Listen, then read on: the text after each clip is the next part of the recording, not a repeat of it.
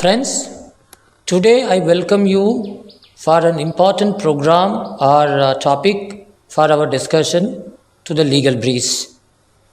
We will be discussing 7 important reasons why the Supreme Court of India is supreme and not mere apex court of India. What are the 7 reasons which makes the Supreme Court as really supreme? Supreme Court not only in India, as one of the most powerful Supreme Court in the world at large. Please remember this statement very carefully.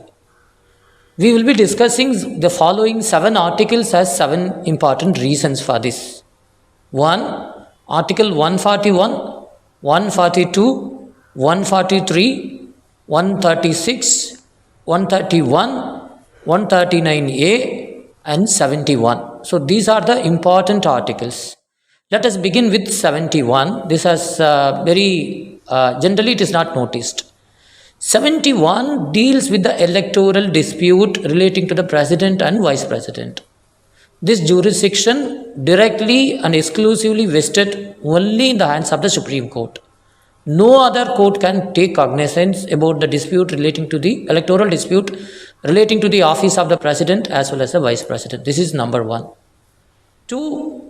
131. We will come order wise. 131. 131, all of you know that it is dealing with the interstate as well as center state dispute. This is very important. So no other court can take cognizance. This is an exclusive jurisdiction vested in the hands of the Supreme Court. Next come Article 136. This is also very important one. Sweeping powers have been acquired as well as given to some extent by the Constitution of India to the Supreme Court to exercise this jurisdiction.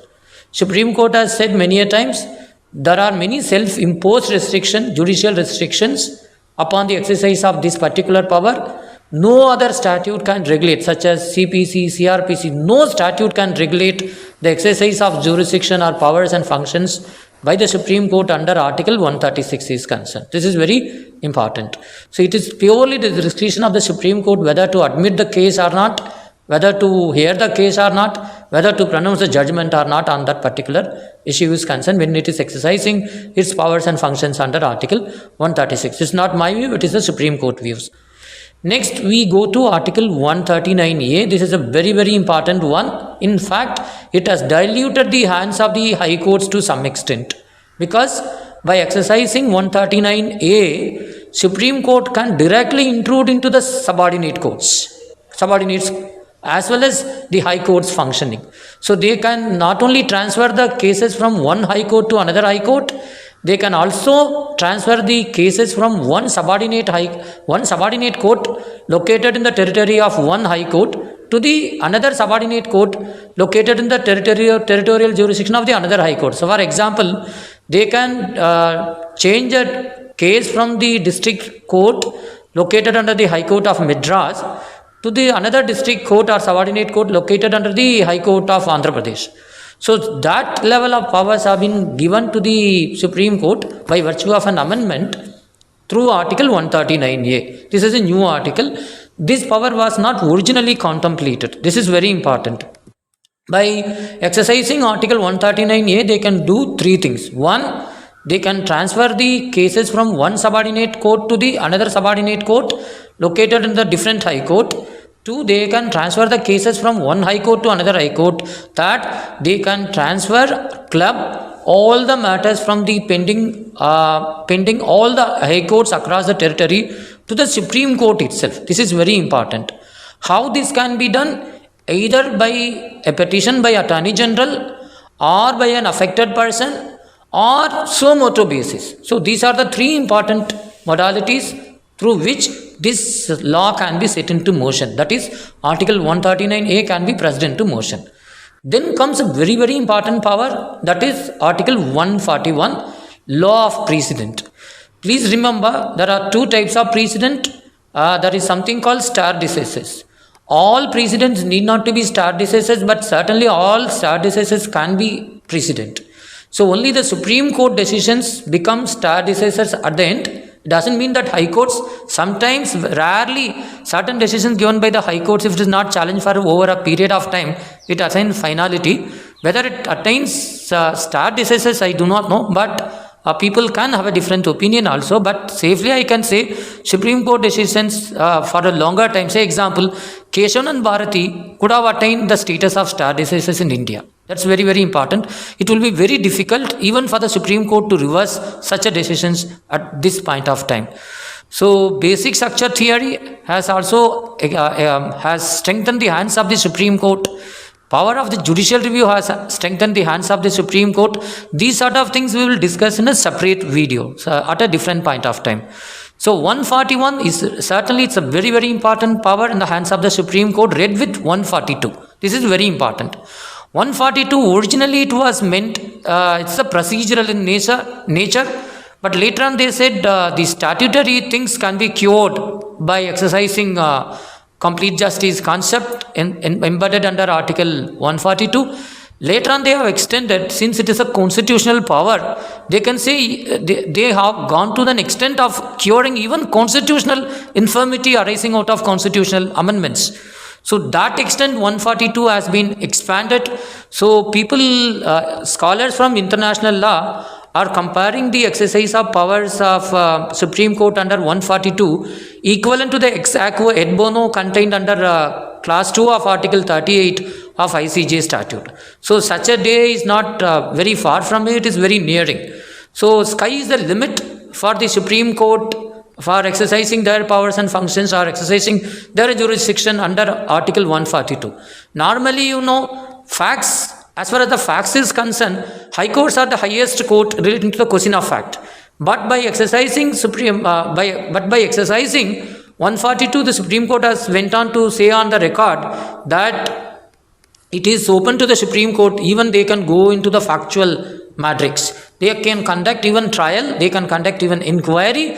So they have done it many cases, particularly in determining juvenility, all these things.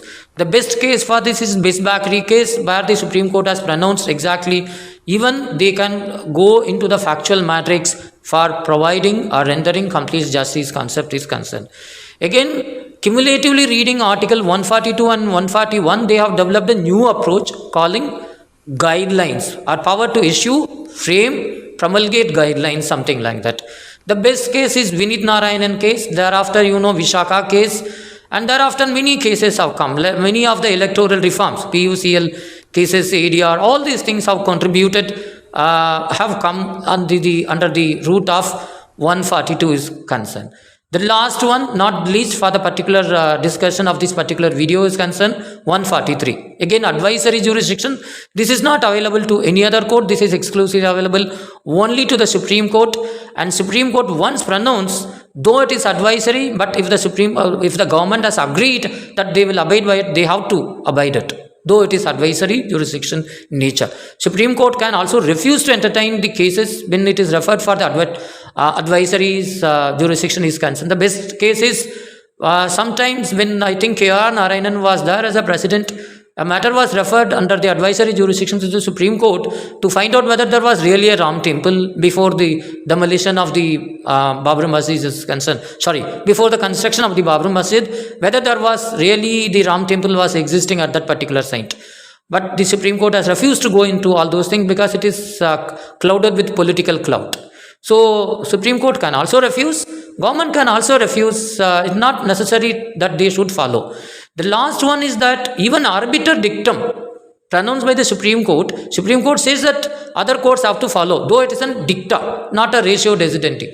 So to that extent, Supreme Court has keep on expanding its powers and functions and jurisdiction beyond constitutional imagination, beyond the imagination of our constitutional framers. That's what one can say. That is why the Supreme Court of India is considered to be the most powerful Supreme Court in the world at large.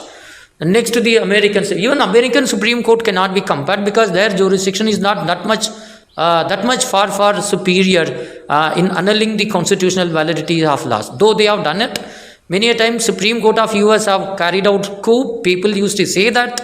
Particularly in deciding which president has elected, which presidential election is valid, something like that. In the similar line, Supreme Court has indulged many a times in constituting the state governments in the state legislature. So they have gone even supervising the proceedings of the state legislature. To that extent, the Supreme Court powers have increased leaps and bounds. It's good or bad, only time will tell us. So these are the few reasons why the Supreme Court has become really supreme and not the mere apex court. But in the next video, we will be discussing what are all the limitations to these powers and functions of the Supreme Court, where the High Court and Supreme Court is concurrent, or they can go side by side, and if there is any conflict, how the Supreme Court can prevail over the High Courts, whether the High Courts are having equal footing or equal say on the Supreme Court, that will be discussed in the next video. Jai Hind, God bless you all.